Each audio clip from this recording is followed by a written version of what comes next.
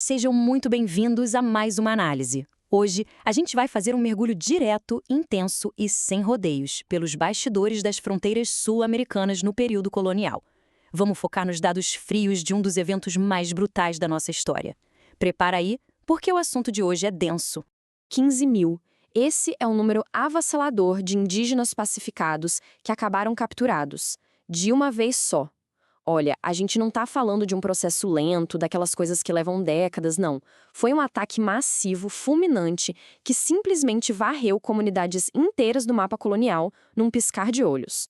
E aí a pergunta que não quer calar quando a gente bate o olho nesse número é: como? Como uma operação gigantesca dessas, cruzando distâncias que eram quase impensáveis naquela época, conseguiu acontecer numa tacada só? Para entender o quem e o porquê por trás de toda essa força devastadora, a gente precisa dar um passo atrás e olhar para o motor da coisa toda. Ponto 1. A busca brutal por escravos e a crise de escassez em São Paulo. Bom, imagina o seguinte cenário na capitania de São Vicente, mais ali na região do povoado de São Paulo. A agricultura e aquela busca inicial por minérios estavam passando por um gargalo gigantesco, a falta absoluta de braços para trabalhar. Isso gerava um atrito estrutural fortíssimo.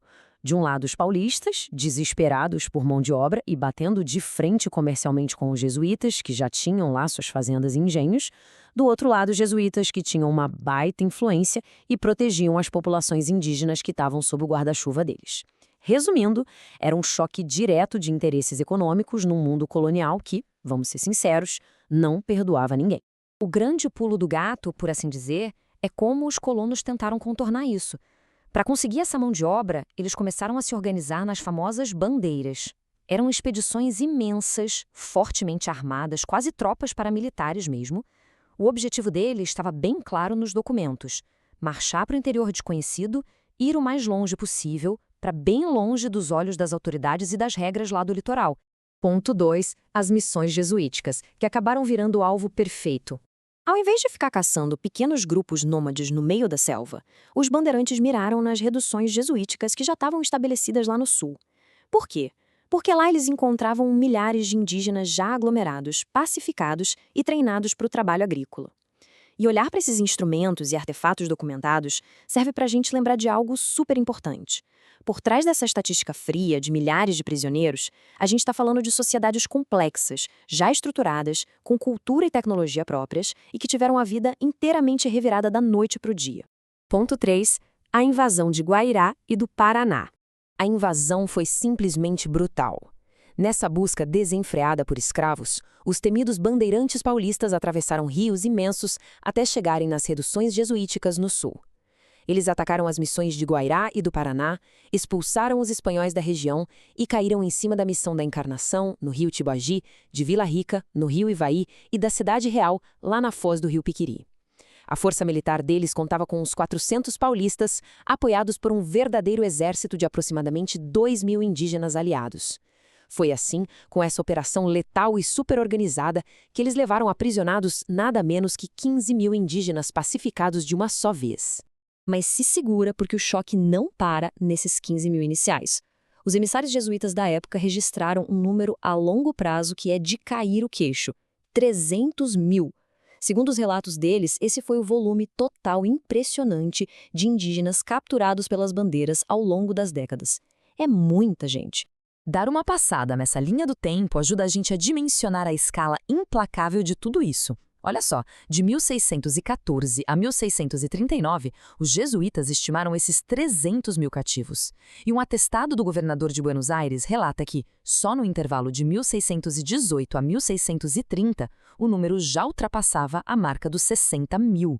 Foram décadas de ataques contínuos, o que levou a situação até um ponto insustentável de ruptura diplomática e militar em 1639.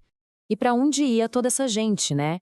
A realidade econômica nua e crua, que os documentos deixam claro, é que muitos bandeirantes operavam como traficantes em escala continental.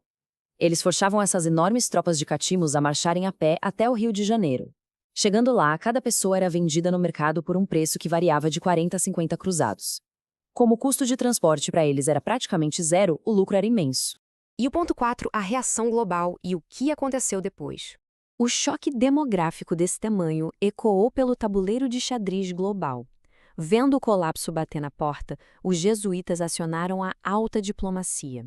O padre Francisco de Astainho foi para Roma falar com o Papa, enquanto o padre Antônio Ruiz de Montoya apelou direto para a coroa de Espanha, em Madrid.